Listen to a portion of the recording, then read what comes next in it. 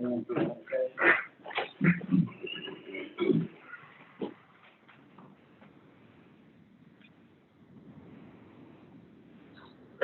Father, we thank you for this day. Thank you for allowing us to be together today. God, and direct everything that we do, that all that we do will be acceptable to you and to the benefit of our constituents. All we ask is that you guide everything that we do and help us to make the right decisions for everybody. These things we ask in thy holy name. Amen. Please join me in the pledge of allegiance to the flag. I pledge allegiance to the flag of the United States of America and to the republic for which it stands, one nation, under God, indivisible, with liberty and justice for all. Thank you.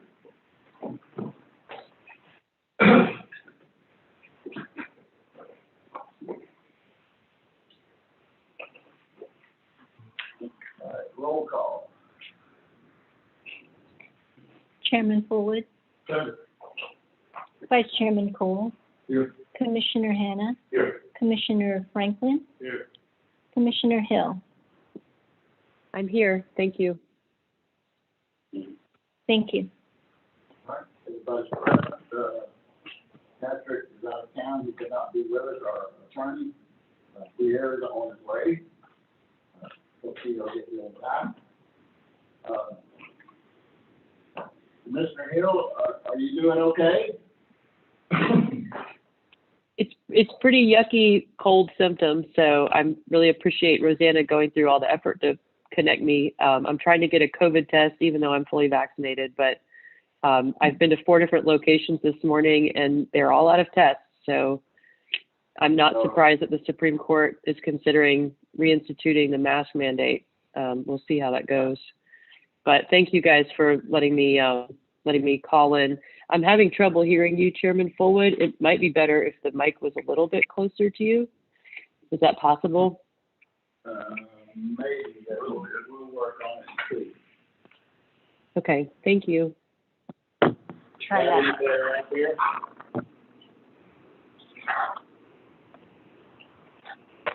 Can you hear me now? Commissioner Hill, About the same. it's on full blast. Okay. Try that. All right, well, Can you hear me now? it's faint, but yes, I can hear you. Okay, good. Good. Well, I hope it's not COVID, and I hope you get better soon. Thank you. Okay, purpose of this meeting today is strictly confined to our budget. We will talk about the budget, go over some items. We cannot make any decisions today. All we can do is look at what we might want to do, how we want to change some things. Of course, the vote will be taken in September, and our budget starts in October. So we'll go down the budget, look at it, and try to figure out what we might need to do to change. I will tell you ahead of time, I can't go into it right now because there's going to be some changes. I wish I could discuss it today, but we can't because we're confined to the budget. That's actually going to be part of the budget. But, we may have some additional income coming in, so but we won't know yet for a little while. But there's just some things going on that Patrick and I have talked about, and we'll see where that takes us. But we may end up having more money than we think we do, but we're just going to have to wait and see. So with that, let's look at the budget. Everybody got a copy of the proposed budget 21-22? Okay, let's start from the top. Look at revenues. The quarterly revenue last year was $253,315. This year, with the proposed increase of 1.01% CPI, it's going to be $255,833.15. So that's an increase of $2,500. No, that's on the quarterly, that's on the yearly. Yes, sir. Yearly, quarterly fee. No, that's not a quarter. It'll, Oh, is that the quarterly? No, that's not right. because it's paid quarterly. Yeah. It's paid quarterly. Yeah. Total increase, $7,000. total increase would be $2,000. Yeah. Also in that column, you've got miscellaneous income. I just can't remember what that's for. Anybody remember that? That's where our The interest. interest on our, Well, no, the interest is $60. not the, that's the interest on our Money market. money. What's it called? The bond that we did for them. Oh, yeah, that's right.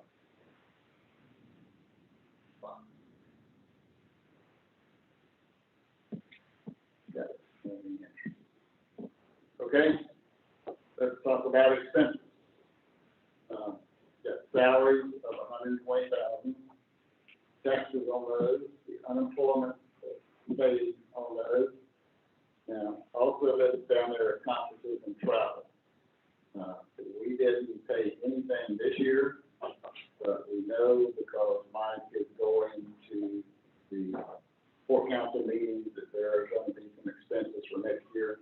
Not sure how much yet, but we're going to budget $1,000. Anybody got any comments about that? Okay. Increase, decrease? As is, for the travel. Yeah. $2,000, yeah. At least that, yeah. Okay. Well, I apologize. How many court meetings do you have to go to this year? There will be, just one this year because of COVID. Right. And we don't know, they still might cancel that one. Okay. But, That's the three they need to tell. that was in, no, Panama City. Panama City, yeah. Usually they meet in Tallahassee, but, Of course, how many nights hotel? two, 2 nights? yeah. So 2 nights, what's that? How do you get that $1,000 right there? Well, close, room's 400 and, gas, yeah. The bills will be all there. Right. Okay. Can you get that? Maybe we could bump that a bit. Honestly, I think it's comfortable, you know, it's doable, put it that way.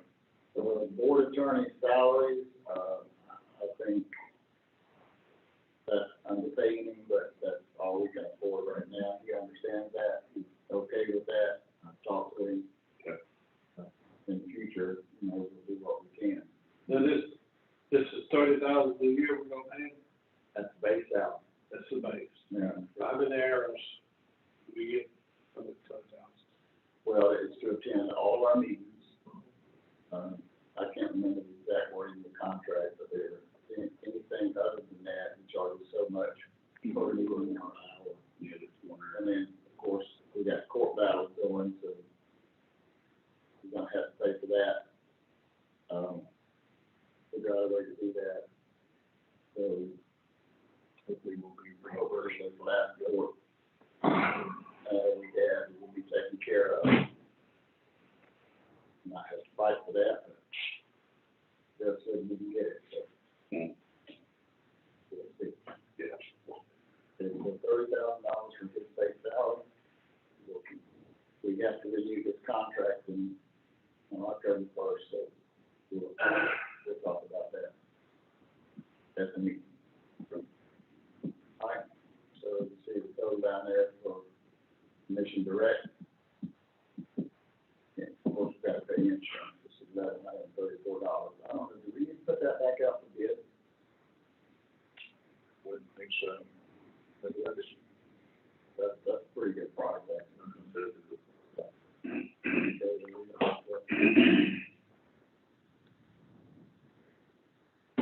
My account salary is $18,000. Pierre, not here, so let's make that 0. Okay. I think he's gonna be okay with that, yeah, good anything. Office administrator, 23,535.68. That's what we paid last year. Move to the next line, expense.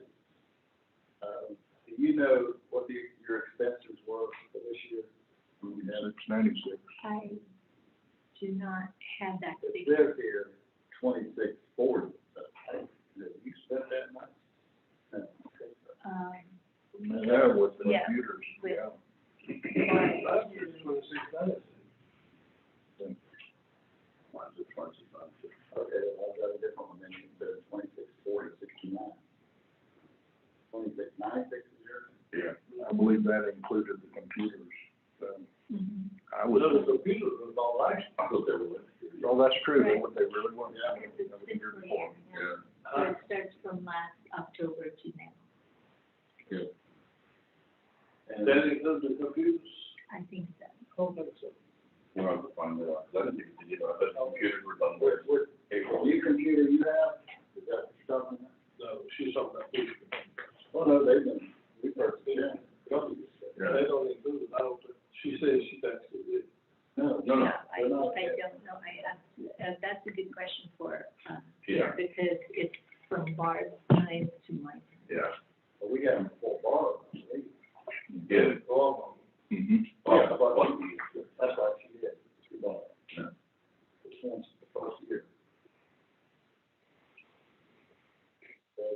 Travel, we have $100 budget for travel to use that. Do you need travel? Is that, give me some idea of how much you're spending on travel. I know you have to go to the bank. No, I don't charge that, only when I have to, pick up documents or have you sign documents and I have Whatever to go. stuff you have check signed. And that's, 56 cents per mile. Okay. We'll just leave that at that. There he is. You must have brought your speed. You must have brought your speed out. No comment. We just lowered your salary to 0, because we're against, Late fee. Sorry. No, we don't need that. We'll change your current salary. Am I? Yes. Okay. Salary out of the way. So, for that. I'm going to, well, you think we need to budget more than $100 for expenses? No, not the travel, the 26,006 Oh, 2696 for all the expenses. asking the question. Yeah, what does that entail?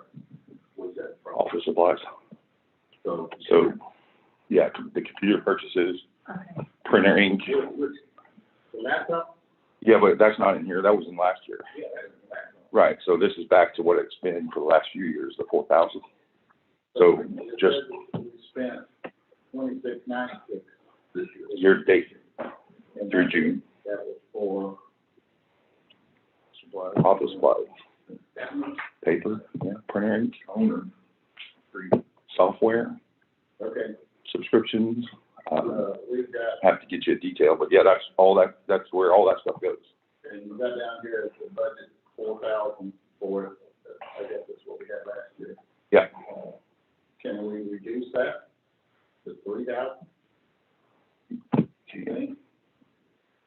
I have a question. She's the one that's making it. I have a question. Does that include the website and Zoom, all of that? Mhm. Okay.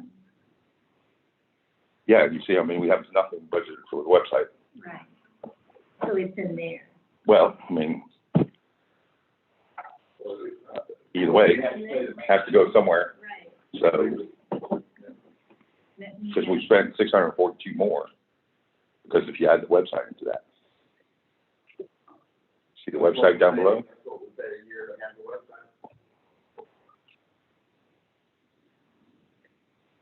I need to look into that for the Okay. annual Yeah, fee. for the meeting. All right, we'll hold off on that particular. So you have computer expenses, obviously, since we need a computer guy to look at. So this, for the purpose of today, let's leave the 4,000 in, and if we can change that later, once you find out the information for us, we'll go back and look at that. All right, discretionary, Department of Revenue, special district.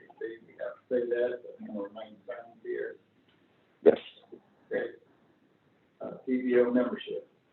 Yes, we need to maintain membership to PTO. At least for right now, another year, I'll be sitting somewhere different on that board, so after time finished, stay with them and stay where we're at. Okay, year to date, actually, we spent $13.29, we've got budgeted $12.7. What is it gonna be actually? Should be 1329. So, I mean, $13.29, but now we've got $12.57 budgeted. mm-hmm. So we should bump that to 13.29. Yeah.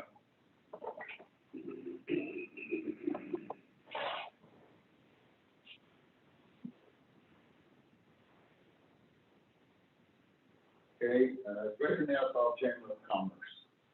We need to continue that membership. But the,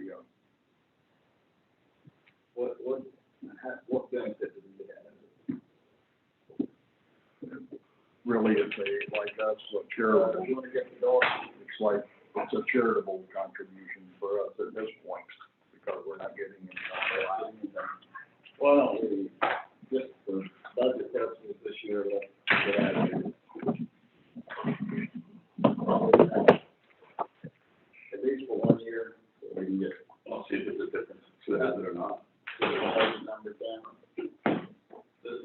You know, the chamber does a lot for the county. We don't think the county. Is this, that 280, is that for both sides, both chambers, either side of the We're on we're one chamber now, We only, it's only one chamber then? one chamber now. I think we should leave it in there. Why do we get, what benefit do we get? Well, you know, it benefits the county, right? If the new business is coming, you know, but that doesn't benefit us. It could benefit the long run. We're part of the county, you know, we're part of it. In the long run, Show me one benefit. Are y'all discussing the chamber dues? Yes, I would advocate for keeping those dues because they're relatively low compared to the exposure and partnership that we get for that organization. and. I think that they do a lot of good work for economic development. Yeah, especially your role that you're doing this year with being on their leadership. That's all. It wouldn't really look good for us to take them out of. They also offer sorry for interrupting you. They also offer a candidate training institute that's free, that it will be offered this fall. And I've signed up for it. And I just think they offer a lot of resources, and they do government outreach. When you think about it, when you ran for office, the chamber was one of the groups that you would never have skipped, right? So I just think we have to maintain that good relationship. Okay, well, I just want to know what the benefits were, and you just explained it, so we can. Advertising, 600, is that about right? What is that? It's 714. Again, I have to, Well, year to date, what we spent was 714. Oh, Yeah. that really depends. Special meetings we had, I mean, workshops. True. we may have more next year. Yeah, because we got that, the, operating agreement, so, funds will work out with that. Operating, no, talking about the Next, Fort Management. We might have to go with Allison. maybe we Well, should- however, that, House bill that passed, it takes into effect next year. Right, and we'll have to spend as much money on advertising. Right. Take January 1st. So we'll have to deal with it for a couple of months. That's House Bill 35, isn't it? Okay, that's. Right, so, Yeah, we'll have stationary final. We've sent over the budget, so let's deal with 800. Just 800, yes, and if we don't spend it, we don't spend it.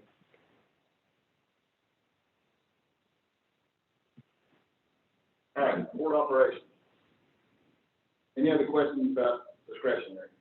Well, no, we don't, you say out the economic development, we're not sponsoring them anymore? At one time, we were going on to where That's not in there. it's not in there. You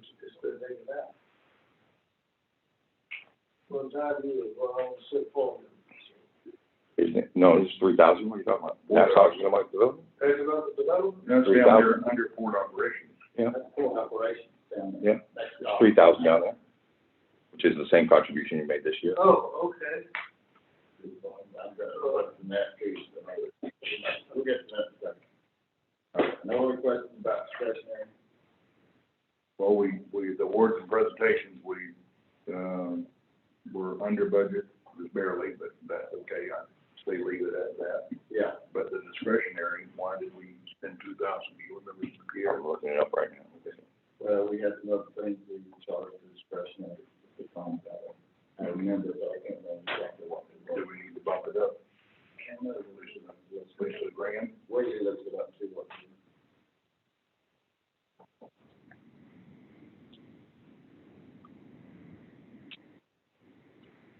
What was the explanation about the overage on the last discretionary item? He's looking it up. Okay, Here's what- thank you.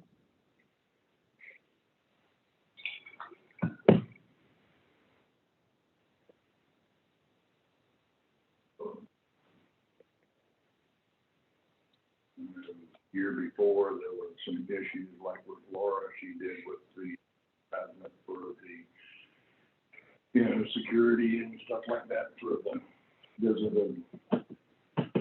Commissioner Ross, when he came down. Yeah, that was where discretionary went up the year before, I don't know what happened this year. Where it was.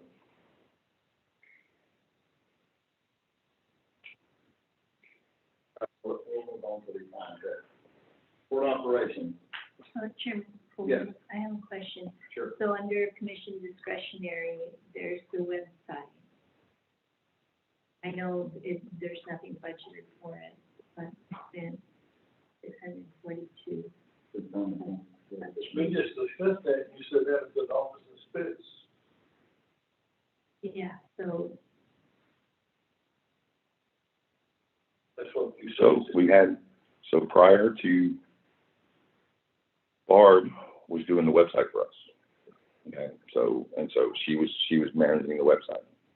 So we didn't have any website expenses. Right. And that was included in Barb's pay and in this office supplies. We hired a separate company this year to do some work, and that's what that $642 is. I think you suggested that we hire,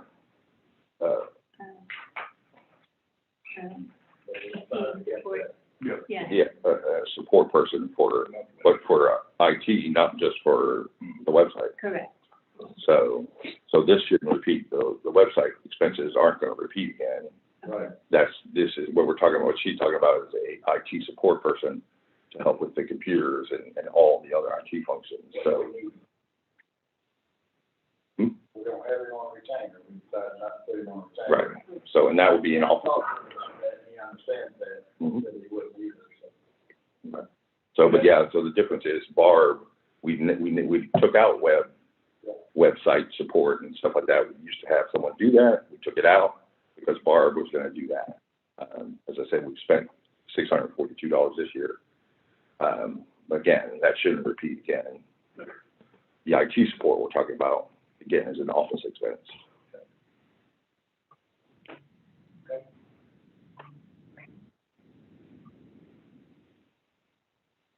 Right, CSX right away, that's the gas station. There's been a fee for us to take the right away there. We didn't have the other. Insurance.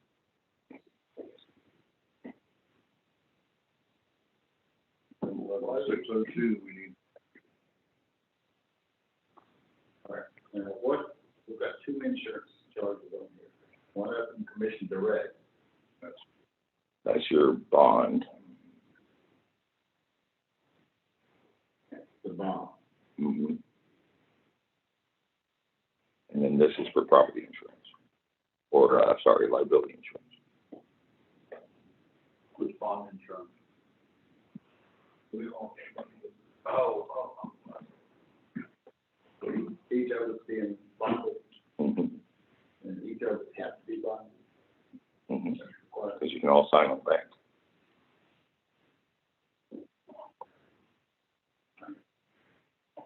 And that's gonna make sense. There's the 11,141, that's for property insurance or something? Liability insurance. Liability, The property insurance is paid by Worldwide Terminals. and this is for liability, everybody goes on points. Should that be Rollouts? Per the contract, no. So even the property insurance, if you had funds, you'd be paying for it. So because we don't have the funds, Worldwide pays for it, but if there's excess funds, you're responsible for paying. I mean, it's your property. So, but only if there's funds available. Yeah, only if there's funds available to repay. If not, Worldwide is responsible for paying. Pierre, could you send me a copy of that policy? You're talking about the liability policy? Yes, please. So the 11,000. You have a copy of it here? I'd have to search. Okay. Yeah, we should have a copy of it. Yeah. Thank you.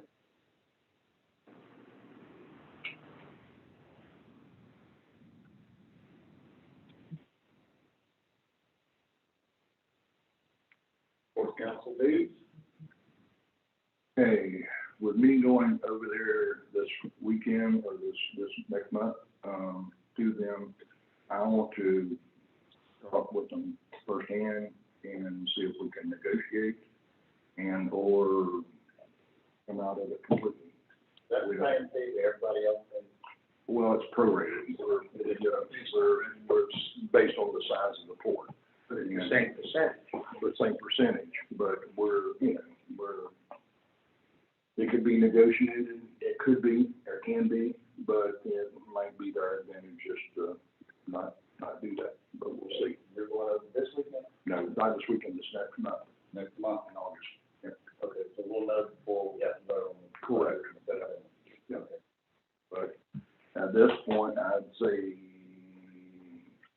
leave it, but I think we can at least get it in half and or just leave it. Yeah. So now, if we delete it, So- we don't pay dues. Chris, what ROI do we get from them? And what have we gotten? What have we actually gotten from them? Can you say? Yes, my recommendation based on observing this since we took over and then attending those meetings for about a year and 3 months before you started attending, and of course I continue to follow it. I've discussed this with FDOT, and FDOT assures us that we retain our seat on the FSTED committee, which means our entitlement to the apportioned grants and our entitlement to vote on any grant apportionments. The Florida Ports Council piece, we really need to think of it as a separate organization. It's a trade association for the deep water ports, and clearly an idea is geared towards the large flagship, Miami, or Everglades, which are Canaveral and Jacksonville. My feeling is on the Florida Ports Council side, we get virtually no benefit.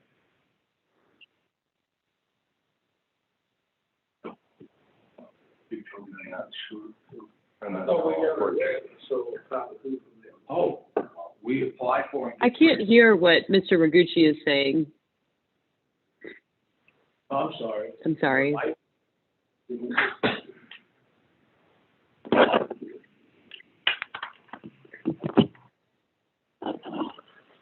So we've discussed this with Florida, FDOT rather, whose money it is.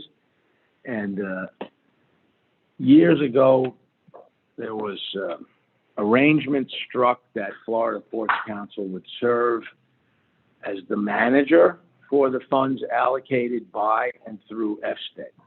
But that's not an actual legal situation. So the tradition and the custom has always been, and for these big ports, as I said, they get marketing materials from Florida Ports Council, they get advertisements on the internet. They have a vice president for marketing at Florida Ports Council. They have 4 six-figured salaried people at Florida Ports Council, and they're a trade association. They do lobbying on behalf of ports. But again, all that benefit, in my view, goes to the larger ports. Nobody's ever specifically talking about Fernandina. They market ports in general, but specifically the big ports. And as far as the grants go, every deep water port, and we're officially a deep water port in Florida by statute, gets a seat for their port director on the FSTED committee, which meets twice a year to vote on FSTED business, which is the allocation of the grant monies. So what we're being told by FDOT is you still will be serviced in your grant applications. You should not be penalized if you withdraw from Florida Ports Council. And so based on that, my feeling is we don't really, someday when we can afford it, it's basically a nice to have, but not a gotta have. If we can afford it in future years, we can always rejoin. We still will pay, presumably, the Florida Ports Council fee on each grant, which is 1.75% of the actual grant monies awarded. We just won't have to pay this chunk of money as dues to be part of a trade association that doesn't really benefit us. That's $15,000 a year. Yeah. That's how they pay the salaries in Tallahassee. By all those port Thank you dues. for moving the mic. Oh, good. Sure. I'm gonna wait for Mike to get back and talking to him, but I'm fine not to take it anymore. So that's $15,000 we can use elsewhere. That's where I'm headed with it, but like I said, I mean, maybe negotiation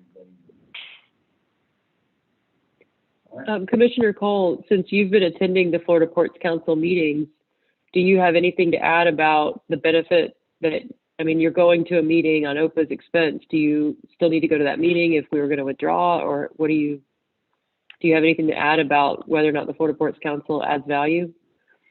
Yes, if you didn't hear my comment earlier, when I attend the meeting here in August, over in Panama City, I'm going to sit down with them and negotiate and or tell them that we're just not going to continue on with them. But, I will research it. I did hear that part. And this information. But have you found the meetings to be beneficial? Yes, I see the meeting to be beneficial, and I see that, you know, the meeting will be beneficial for me to sit down with them, but what we get back, our ROI with them, I don't know that we have anything at this point. I don't see that we're getting anything at this point. As Chris explained it, the Florida Seaport Transportation grants, that will still be available to us. And that's come from FDOT. Mm-hmm. Yeah. And with my seat on the PTO with FDOT, we should be okay. I mean, are we the only port that would be withdrawing from the Florida Ports Council? I would probably say so, yeah. There's Okay. 19, I mean, There's one in Port, which is not a member. Port St. Joe. Port St. Joe fades in and out. This year they were a member. But there's a Port Citrus that never Mhm, really yeah. took hold, and there's really no operation there, so they're not part of it. to me, it doesn't seem consistent with our overall vision of, improving operations and growing jobs to withdraw from the Ports Council at this time. And I think if you're going to, and I'm just one person on this board, but I think Commissioner Cole or Vice Chairman Cole, if you are going to go to the meeting, I think the goal should be to try to leverage the relationship for more value for OPA and for the Port of Fernandina. If we're just trying to negotiate a lower fee, I would say you could just call and discuss that with, Mike Rugen and save the $1,000 potentially worth of, travel costs. But that's I'm just one vote on the board. Well, the travel cost is already obligated, and we're not really obligated to it, but I plan to attend. And that's really what it's all about, is to play the politics and to go over there and see what we can do and to see if I can get any ROI. If we can't, then at that point, then it needs to be where we negotiate or dismiss. So our direct grant from FSTED was it $2 for every dollar essentially? Is that where we stand? I don't understand much. You go, Chris? Didn't we get about a 25? I thought we got $25,000. What was our? Chris, do you mind just summarizing what our FSTED allocation was? Just talk about it. Yeah, well, every year, all the ports apply for grants, and the allocation from the state legislature is about $25 million. And the pattern is that the four big ports get $5 million each. The pattern I've observed over the last 3 years get approximately $5 million each, and the last $5 million is divided amongst small ports. And for instance, last year Panama City got $1.7 million, and Port of Fernandina got $220,000. The year before, Port of Fernandina got $550,000. The year before that, the Port of Fernandina got $2.9 million. The year before that, and we've been allowed to use $2.5 million of that for the new crane purchase. But again, that decision of how to reallocate was made by FDOT. Once FSTED votes, and again, Florida Ports Council speaks to the ports, and somehow in a dark room discusses with no one knows who, and makes a recommendation on allocations to FSTED. The members of FSTED, besides the 15 ports, include the State Department of Transportation and the State Department of Economic Opportunity. But when I walk into that FSTED meeting and take my seat, the die is cast. The allocations are made. We have only one vote, and everybody just votes along with the program, because if you object, then you're a pariah, but it's not going to change the result. So again, we're always going to, my original hope to bat above our weight as Fernandina, because we have so much catching up to do, has not materialized, but yet we still have to be in the FSTED process to fight for whatever we can get. But in terms of the value add of participating in the trade association side, the Florida Ports Council meetings, it's collegial. It's all of the port directors. Most of them have the title of CEO. Eric Green from Jacksonville, et cetera, et cetera. They all know each other for years. It's pretty much an old boys club. They're all friendly and cordial to Fernandina. They've been welcoming to me. I know some of them from my industry experience from prior years, but they sit around the table and basically do their own association business, dues, budgets, consultants, how much do we spend on advertising. They tell lots of war stories, but they don't discuss their operations. They don't discuss their commercial issues in front of each other, because everybody's a little wary of competition. And it's great to be part of the club. It's enjoyable, but there's really, to me, as much as I've tried to leverage it, there's no value add to attending those meetings. You're just sitting around twiddling your thumbs. Remember, those are full-time paid, highly paid port directors and CEOs. They often bring their staff people. They have vice presidents. They have commercial marketing directors, sales directors. They have, dozens of staff. They get all the expenses paid by their port. Neither Vice Chairman Cole or myself have the kind of time to just go on these trips a couple of times a year to be part of the club unless there's some real benefit. I haven't been able to find it. Obviously, perhaps Vice Chairman Cole may feel he can get more out of it, and he should try. But don't fool yourself. We're not missing any big boat there or any big opportunity by not being part of it. I'd be the first one to say, let's stay in it if I felt there was any value add. I personally think we should stay in it, but again, Mike should go to this meeting and get his judgment on what happens at the meeting.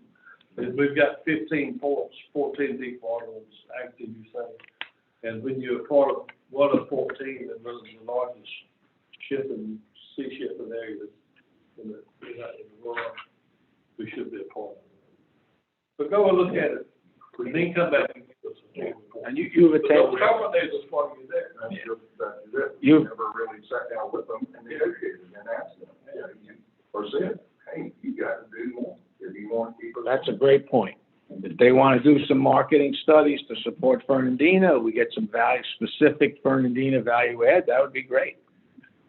All right, we'll wait until Mike goes to that meeting and see what value he can get out of it. If they don't offer any sort of value, then we can talk about getting out of the fourth county. Talk about it. We'll change that. Talk about it. Yeah, I would just request that someone from our board reach out to someone at the Florida Ports Council to determine whether that's even a viable request for this trip before we spend. I mean, our budget's small, and if we were going to dedicate $1,000 for travel, we didn't have to do it last year, just to make sure that that's a worthwhile way to spend our time and efforts. But I echo Commissioner Franklin's point that I really think it would be a step in the wrong direction to be withdrawing from the statewide trade association. I just think it lowers our profile and it's inconsistent with our long-term goals. Well, that's Mike's job. He's been appointed to the Florida Ports Council. I'll let him take that bull by the horns and talk to them before he goes, sometime between now and when he goes, and see what he can glean out of that. And if he comes up with some answer before that, then we can just stay ahead of time, we would do or don't. Right, and just for the record, I attended last year, both Florida Ports Council and ESTED at my own expense. That's why it looks like you don't have an expense item for going last year, but we were represented there. Okay? Any other questions about that? Mike, get back to it as soon as you can. But you are going, right? I'm going, you're going. Well, like you said, Simon, you want to stay in it. Yeah. So I have one of my my presence there is important to me there. If I don't go, then that's not going to help us at all. we'll do a study. It's politics. And I still have to go and attend ESTED and cast a vote. So I'm still going, not to the FPC side, but to the ESTED side at my own expense again. That is at the same time that ESTED, it's within that company. They have 3 days of meetings, 2 days are mostly Florida Ports Council, and then one afternoon is the ESTED. So that's the only one I attend. So Mike has. And when is that? When is that meeting? August 20. Yeah, I think that's. 24 through 26. Okay. And it's in Panama. And where is it? Panama City? And we don't vote on the budget until September. Okay? Thank you. So, all right, moving on down. Nassau County Economic Development Board. Now, let me say this first. I've talked to them several times. I talked to them last year before we allocated the money for them and told them that we think it's important to be members, but we cannot continue to pay at the rate we're paying if we don't get any value out of it. And as of now, we haven't received any value from them. I agree, like I said, that we should stay a member because we may get something out of it in the future. But we're trying to reduce our budget here. I think $3,000 is a little much. I would like to suggest we go down this year, just this year, and see what happens to $1,000. Anybody have a problem with that? We cut it one time to $2,500, that was the lowest we ever been. Yeah. And you know, economic development, who's in charge of the economic development board now? Sherry Mitchell. Sure. Well, Sherry Mitchell is the executive director, or the acting director. Acting until they find a permanent. Where do they get all the funds from? Donation. Yes. County gives them a lot. And they may even pull theirs back from what I'm hearing. They tried one time to talk them out of it. Thanks, the big healthcare system. Yeah, all And the the rating. rating, But they helped them out a lot. Mm-hmm. They haven't helped us out since we've been members, which has been how many years? So when you had a $5,000 and $10,000 donation. Yeah, I know. We started out with that much, but we thought it was gonna do us some good.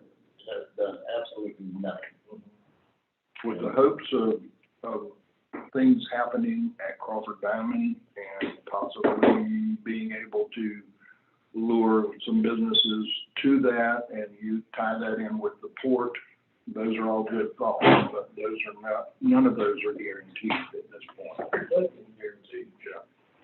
Terry told me that she would hate losing that money from us, and any support, but as long as we can pay something, she's willing to market us like she does everybody else. And, they're putting together a brochure to give out to potential, businesses that come here, but most of the businesses they're bringing in right now are small businesses, and they don't benefit, couldn't benefit us in any way.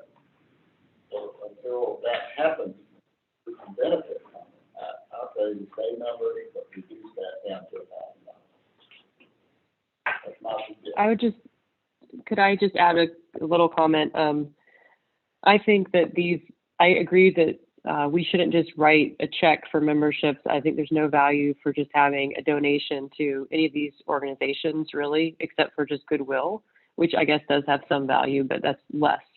And I would just add that if we have a member on a board, or if we have, an active membership, that we have to have some type of goal with that organization of what we want to achieve. And that way our representative to the Economic Development Board or our representative to the chamber has something that they're going to the meetings trying to achieve, whether that's job creation or elevating a positive message to the community about the port, or engaging.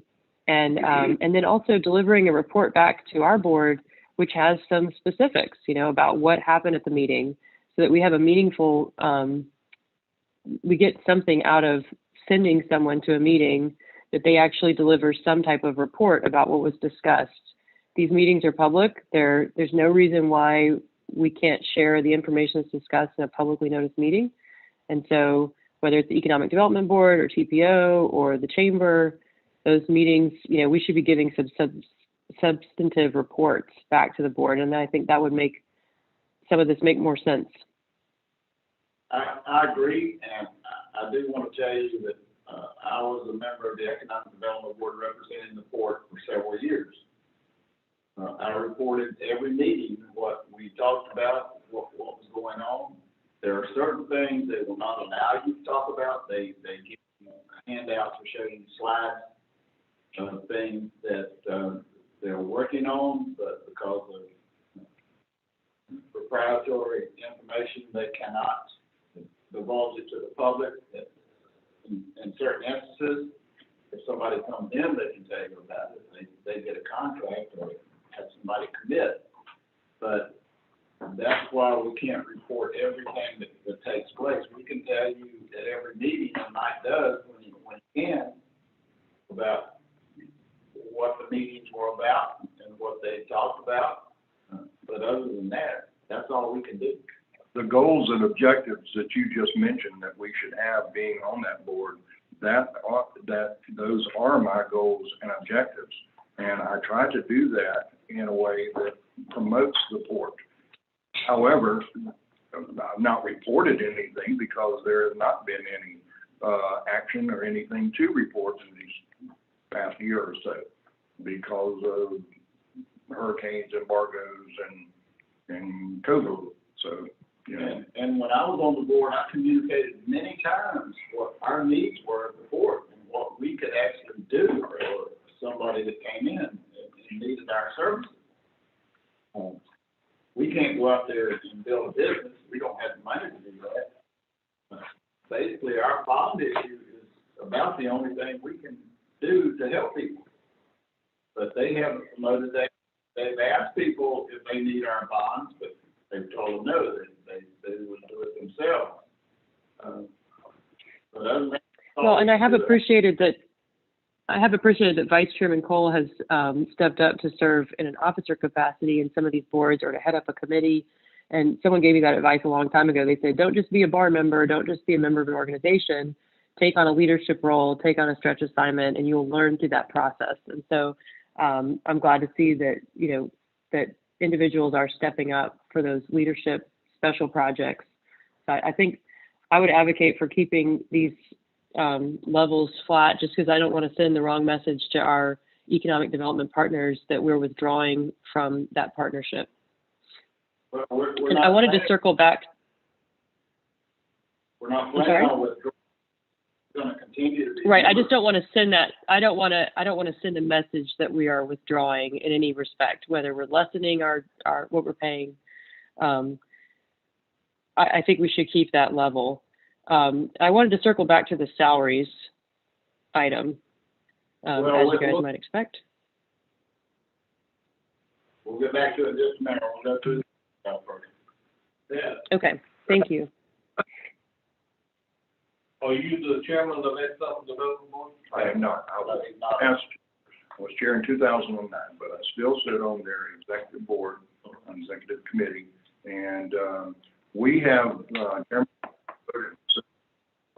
supply Sherry Mitchell with the, a packet showing her what we could do to help with bonds that would help with, bringing in new growth. So we have played an active part, and we are doing an active part.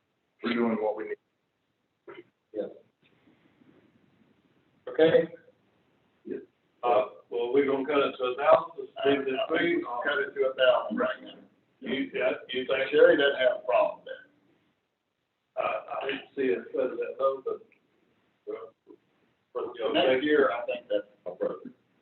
you think that's what we need to do? Yes, I agree. and Mike's on. And I'm on the board, so, you know, I hate it, but we have others that will step up. We have other, partners. But Nassau County is a growing county, you know, and it's bringing in new businesses and stuff, which I haven't seen much this Laura Novella and Steve, or what was his name? Steve Wright. Yeah. So they worked to put it on, but again, I haven't heard much of it, so, but again, I don't think they have strong leadership right now because she's just a temporary chairman. And I don't even know, are they looking for somebody? Oh, yeah, it's, Actively looking, but they haven't brought anybody in yet. Right. So at this point, I think that's what we need to do. All right, sponsorships. I know what that amount was budgeted for originally. It was about the right sponsorship. yeah, which comes We're up, not doing that again, so we can take that off. okay.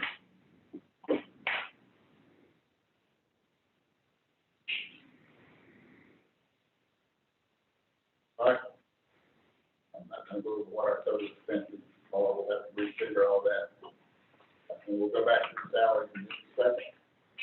Let's go to the next page, income from customs, let's talk about the customs house for a moment. We have a budget of $10,900 for what it is. 10,922. 10,900 for the customs house. Now, Chris, I know you're not gonna wanna hear this, but I'm gonna say, according to the operating contract, customs house is not really our responsibility. Section 2.3 says that the operator shall perform all ordinary day-to-day repairs and maintenance in port facilities and equipment owned by the port authority. And certainly, the customs house is a port facility owned by others. I just feel like that the Coast Guard is there for the benefit of the operator. It would not make any difference to us if they had to come out of Jacksonville to the operator. I think the operator should bear this cost. I know we're gonna get some argument, but that's $10,000, almost $11,000 right there. We put that in our budget. And we attempted to ask the operator for more money to fund our budget. That doesn't look like it's gonna happen, so we've got to do something somewhere. Comments from the commissioners? I feel, as you do, I I mean, Border Patrol is, you know, part of the operation of the, and again, we've lowered these costs considerably in the last 10 or 12 years. But when we had those coming in, now we don't have it. Last year, we had $200-something thousand coming in at one time. No, we had $2,500 about to come in. Right. Yeah. So obviously when the federal government was paying rent, Right. our expenses, or the rent exceeded the expenses by $5,000 to $8,000 a year. Obviously, we didn't have We any made a large, profit of $10,000 or $15,000 a year. a little less than that. Money, and they didn't mind it, I mean, they use it, had one use it. Yeah. And we got a lot of work on customers. Yeah. To get it there. But I feel that we should get for terminals. I mean, it benefits everybody. We need customs here. Yeah, we do. And It would be nice, but it's just an expense that we don't need right now, so we can't afford to cover. So I think one of the questions that we talked to the port operator, obviously, is, are we talking about charging them rent? Or are we talking about just turning the whole facility over to making it their responsibility? Yes. The second one. Are you moving? No, the customs house. You can't, the federal government can't charge. No, I'm talking about, no, but we would charge, in other words, have Worldwide Terminals pay the rent. Oh. And we continue to operate it. The consensus is, I know, indifferent, I'm just, make it clear that, yeah, so the total operation would just go straight to Worldwide Terminals. Yes, and no. Kim Morgan and Worldwide also helped them cut down some of the expense on the customers. They didn't make, right, and so just like you guys cut the lawn now, I think. So they cut the lawn now, so yes, obviously, and yes, when Kinder Morgan was here, yes, they would do some of the repair, legwork and The stuff like that. Worldwide has done something on this. Right. Well, just to bring everybody today, in order to, hit the button. Put some milk, button with rebate. $20.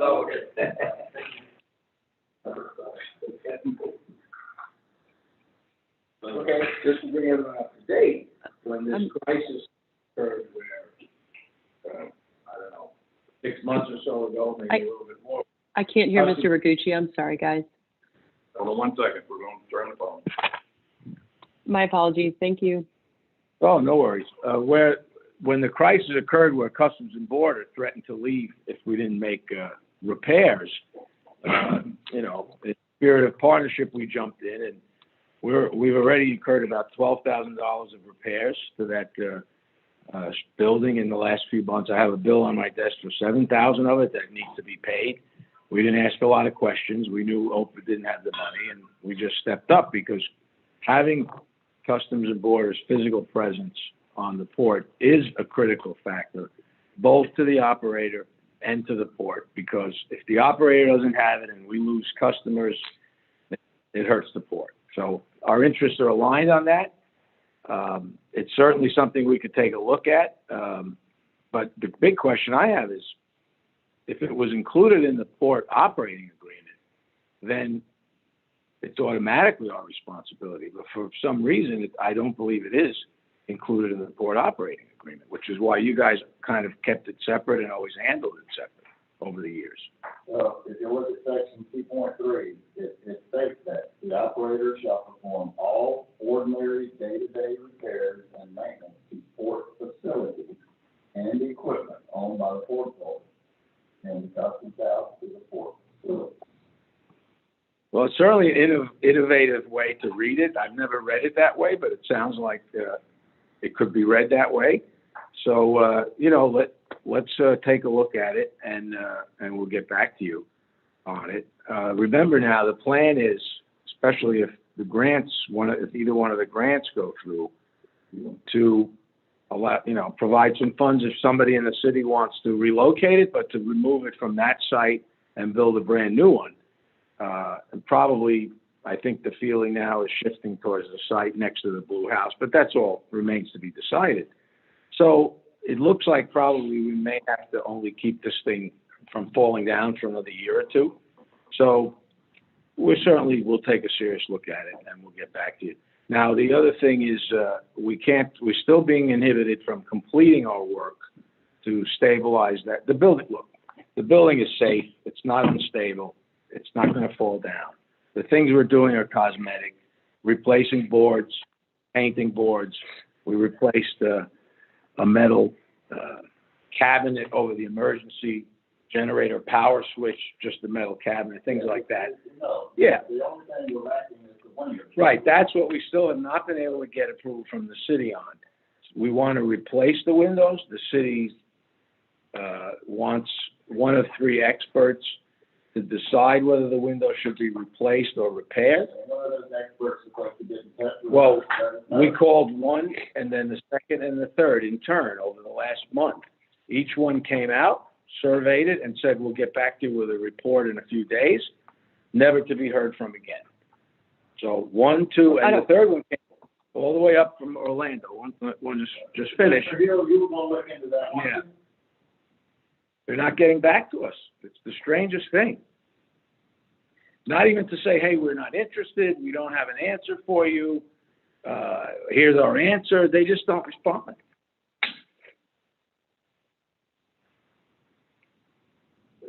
Commissioner Hill?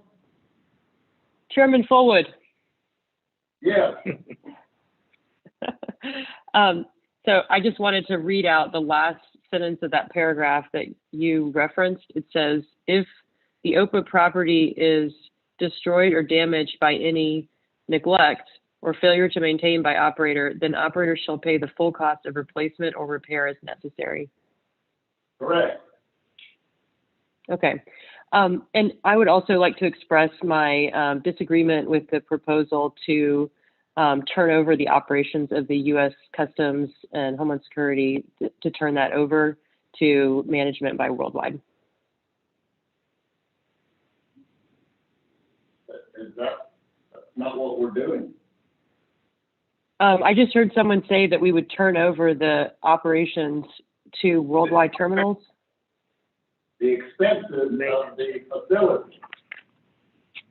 The expense of all the facilities, the maintenance, the electric bill, the bug out service, the city water bill, that's the. Cleaning service. We turn that over to Worldwide. In other words, we're So treating it just that like, would be like the actual maintenance as opposed to just paying for the maintenance? We They treat would, it they would be just, expected to perform it? Pierre said would be treating it just like the warehouse. They're responsible for the upkeep on the warehouse. So I do not support that proposal. I would support OPA continuing to manage the property directly with U.S. Customs, Homeland Security, and us to remit those costs consistent with the operating agreement up to $15,000 of maintenance to the operator so that we have control of our own assets and we have a relationship with the Customs and Homeland Security folks. I think that's been really good. We're not turning over assets. That wouldn't be what we're No, doing. what I've heard articulated is that we would be turning over the operation of our function as landlord. What we said. Operation expense. As long as we're still procuring the expenses, if we're still procuring the mowing and all the other costs directly and then asking for reimbursement by Worldwide, I think that's right. All right.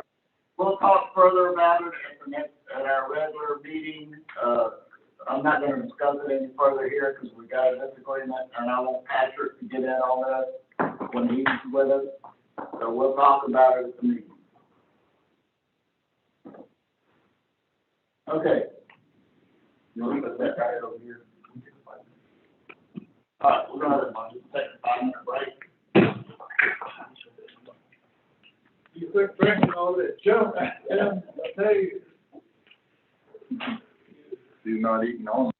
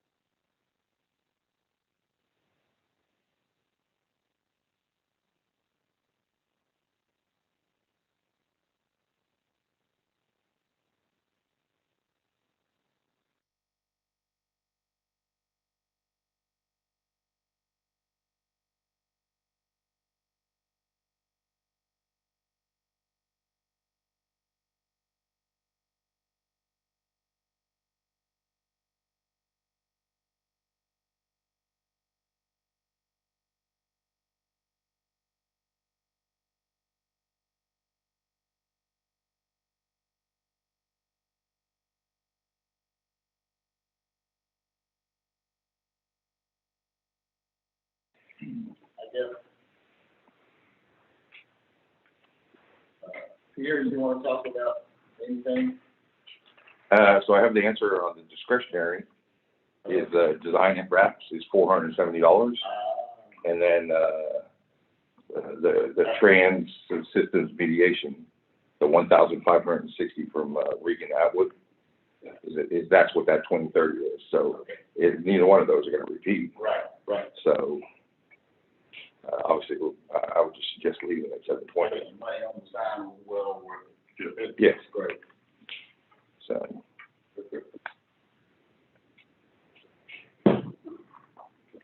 but yeah, other than that, I mean, unless you know,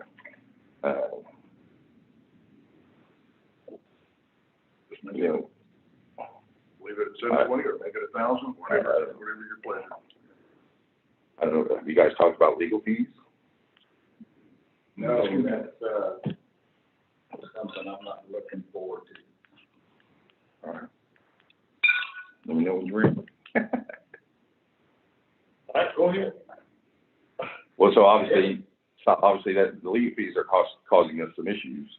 You know, we're close to spending potentially spending $100,000 this year in legal fees, which is unprecedented. And, you know, and we don't have the money to do that. I mean, that's not, so obviously we're gonna need to look at those a lot closer. I don't know what we've talked about with Patrick and how much he's spending and where he's spending and all that. We need to have those discussions. By my math, you know, on the OHPA versus Ross, he's estimated the legal fees at $20,000. That's 110 hours at $200 an hour. Estimated. Yeah, well, estimated at, I mean, I'm assuming his fee is, and I haven't looked at the actual legal bills and stuff like that, but And again, that may be right, I'm not, the debate is, we don't have that kind of money. That will put you in the poorhouse, faster than anything else, and so, that's the single biggest issue we have, is these, the size of these legal bills. Again, $100,000, I don't even $100,000 when we did the bond diffusions. There may have been in total, because there was a lot of lawyers involved in that thing, but again, that's a very complicated transaction. So again, these are unprecedented. So again, that's the single biggest issue that we need to get our arms around, both because obviously if this continues in the next year, you won't have the money to pay it. Okay, we have the money to pay it this year. We started the year with $135,000 surplus, which comes from, we received $50,000 from when we were the bond sponsor, 60,000 from the bond, as the bond conduit. So that's the money we're spending. Again, that money could have taken us a long way, at $20,000 deficits and things like that. And, remember, and obviously the Port Authority's always had it down. For the last 10 years, it's operated deficit. Kinder Morgan, when they operated the port, only paid $85,000 in fixed annual fees. And you were expected to operate on that. And at that point, your budget was $130,000 to $140,000 a year for the Port Authority for all the legal bills and all that kind of stuff. So the definition has changed of what's included in there a little bit, but as I said, we've always been on a very tight budget. And so, as I said, these legal fees are going to be the single biggest issue. We have the money to, as I said, we started the year with $135,000 surplus. We have the money, if everything goes according to the way the estimates now, we'll end the year with a $45,000 surplus. So we have the money to fund next year, the budget the way it is. And obviously the Florida Ports Council, those are all discussions, separate even from the budget. You need to be frugal, the only place money comes from is the port operations. We get no other funds from anywhere else. And so, living within that budget is paramount. And again, these legal fees are right now, again, at $100,000 for a year in legal fees, unprecedented for the Port Authority. Didn't on that lawsuit between Ross and the OHPA, did that been settled, that didn't the judge order worldwide to reimburse us the legal fees? He hasn't as of yet. I have no idea. He threatened to, but the case is, Case is not over yet. They appealed, Okay. and no, we probably shouldn't, no, we should talk about that. We can't talk about that, but it's not over yet. That's all we can say. Now, I have, and I don't want to speak for Patrick, but I've had a discussion with Patrick about legal fees. And he assures me that he's willing to compromise on some of it, but, that's entirely up to him. How much, we didn't discuss, but he said they were willing to look at it and see what he can do. So we won't know that until all that's over with. We still have, the pilot payment case that's going on. The pilot case hasn't been settled? No, the city is still, wait, I think they have until September. I think the next session is in September with the judge. They have until then to file their. What was the legal fees on pilot? 19,000, we estimate to be spent going forward. So we asked Patrick when we did the budget amendment at the last meeting, right? We asked Patrick to estimate, and he was estimating legal fees of 19,000 for the city, and 22,000 for the records lawsuit. And those were added to, and those were going forward fees, and we'd already spent 40-some thousand to date. So that's how we come up to the 94,000 estimated for the year. Now, some of those may drag on into We've always spent 40-something thousand in legal fees. 41,000, yeah. What was all of that for? I have the full detail, and, you know, kind of, Legal action for but obviously we had the trans systems mediation. Right. You know, We had, yeah, that company, they should have been worldwide disputes. That was not our disagreement.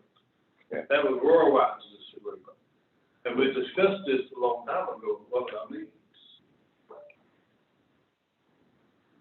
so, I mean, Well, some of that money was your recurring monthly minimum. Right. And you've been moving over on your monthly too. right, OHPA is responsible for all bills. Sometimes when you have a disagreement, and so I'm working on putting together the cost of these different to date. Now, some of it is hard because obviously some of the legal bills involve multiple discussions in the same phone call, right? If we're being billed an hour, and that involves trans system, it involves the Port Authority, it involves, well, yeah, I mean, so some of it, so I'm trying to break those out into all the different pieces. Obviously, we have the city, we have the trans systems, we have the Dr. Ross, and probably a few other ones in there, like I said, that are separately identifiable. But yeah. Here, about the block billing, I actually asked, now Judge Branham to, whenever he left, to give us a final invoice that reflected everything that was litigation related with a specific note as to which matter it pertained to so that we could segregate each billing item. And he did do that. And I know we got that information. And then we've also asked Patrick to do the same thing with his bills, to not block bill. Yeah, so, and I don't think they are. I will send you, I've taken every legal bill from October to now that we have, and all the detail that's in there, every hour that's recorded in there, I put into a spreadsheet so that we can assign it to a particular project. So that's in process right now, and I'll send it to you. You know, again, some of these, where do they belong, will be a question, but just to try and understand a little bit of where this money is going and how much and where. Obviously, yeah, like I said, we're already at 41,000. Our budget for the year was only 30,000. Who spent it, when, where? Like I said, because obviously we've had 3 lawyers. We had Jeb, we had Bob Sturgis, and now obviously we have Patrick. So you know, so there's three different lawyers. Again, we've had several different issues. So just trying to understand a little bit where all this is going.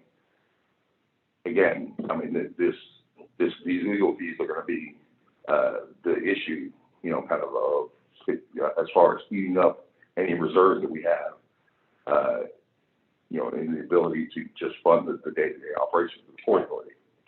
And like I said, Patrick is willing to negotiate those prices, and any fees, and we'll know more about that in the next meeting and during the month. So we'll have to wait and see. That's all we can do right now.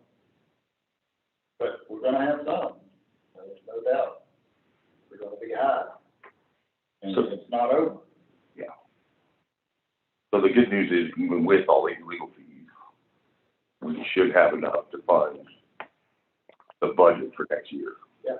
So we have enough in reserves to fund next, again, not if legal fees go this crazy. a lot of these legal fees are ridiculous because they have them, you know. So, But we always supposed to put all costs to the board.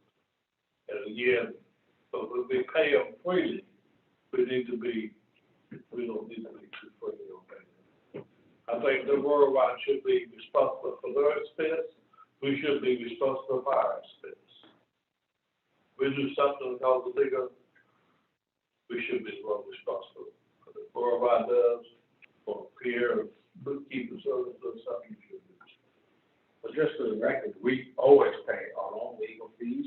Well, I'm sure you do, but, you know, they're suing us, Well, they do both of us. and we're paying the fees. You know, there's one individual you can thank. I know, we're talking about Jim Ross. The 2 cases that they sued over, but we've had to spend legal fees on those cases too.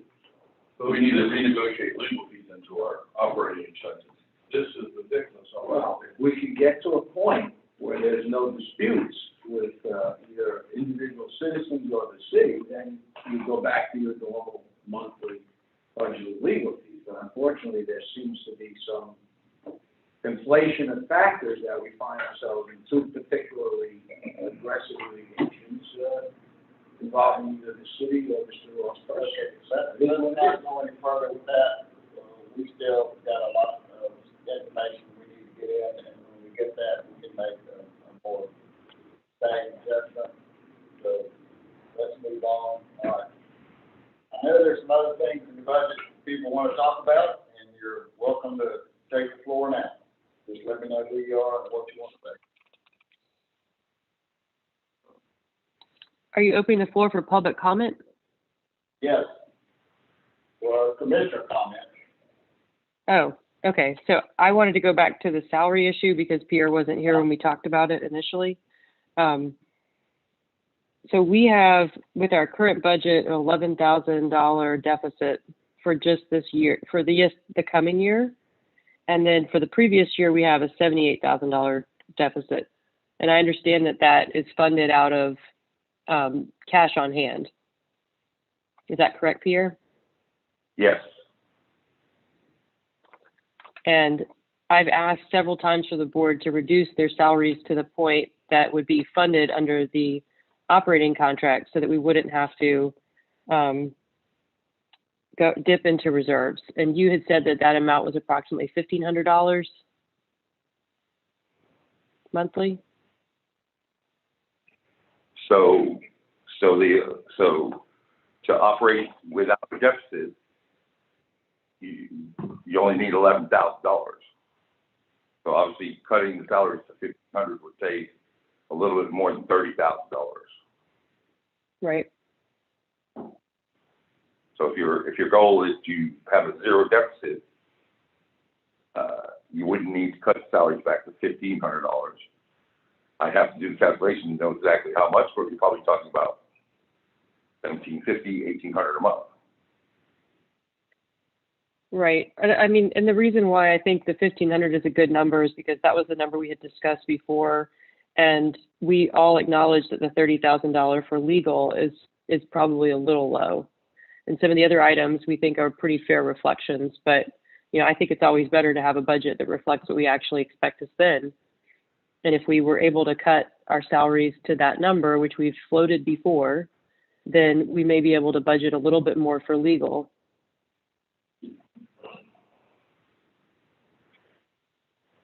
So that's what I wanted to propose, was that we go to a $90,000 budget. Is that, did I do my math right for salaries?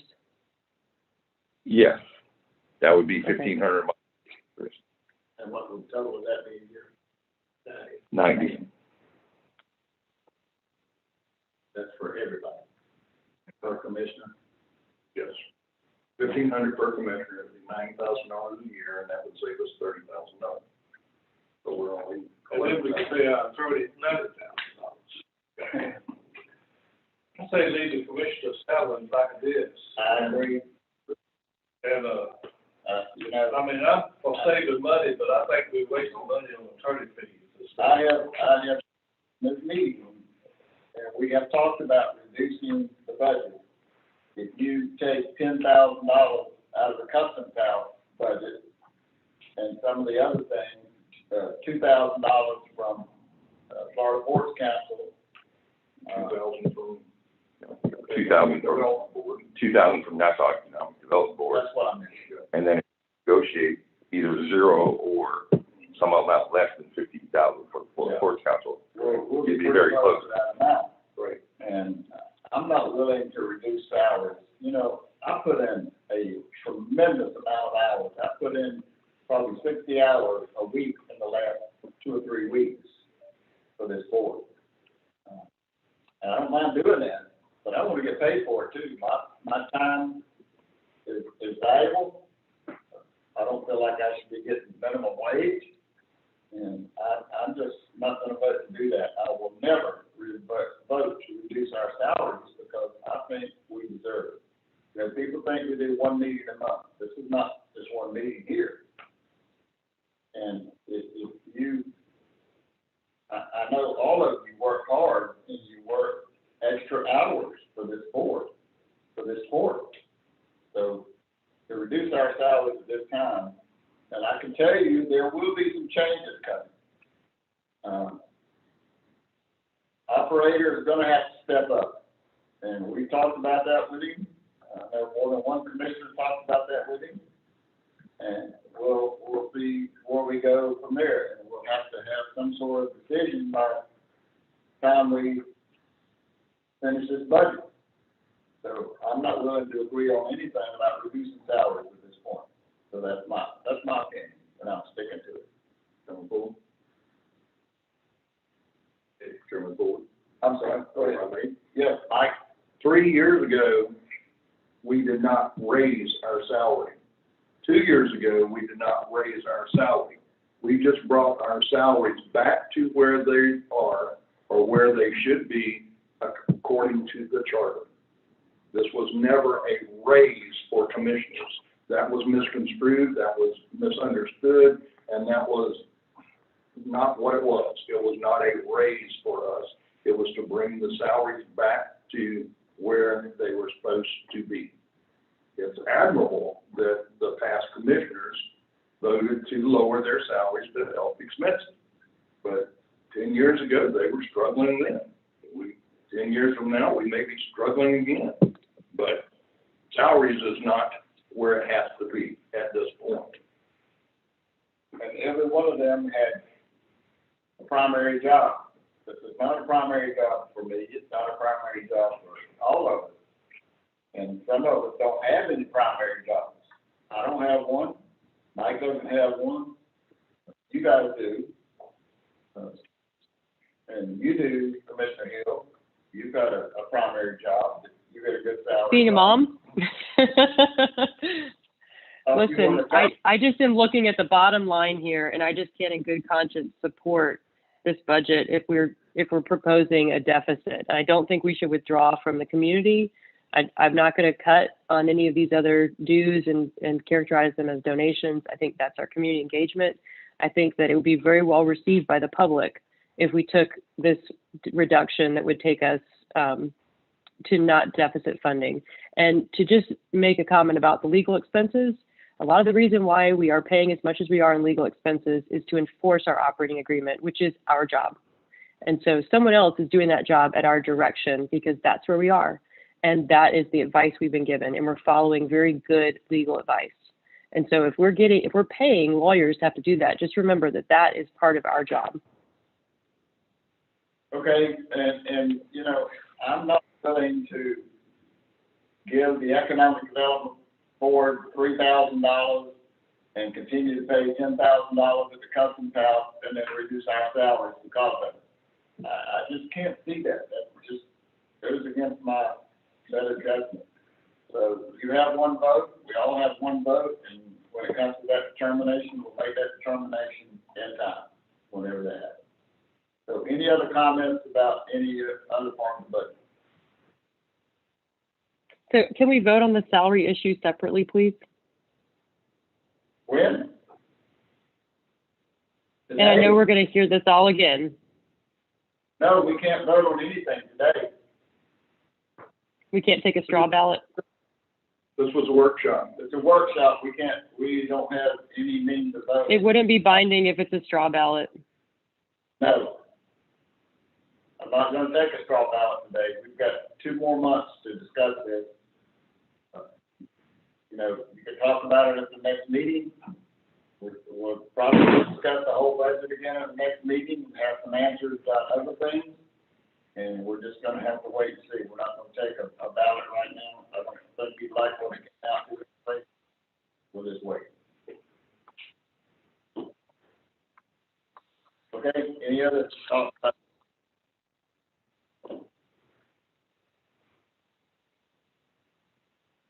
All right, hearing none, we will continue to discuss this budget. We will get some answers to our questions today by the next meeting.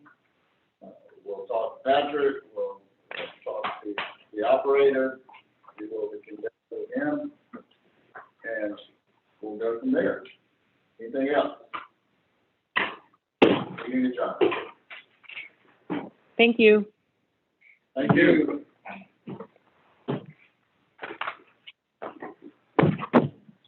Again, I apologize. So, it was on my calendar for 3:30. I don't know why. Email came in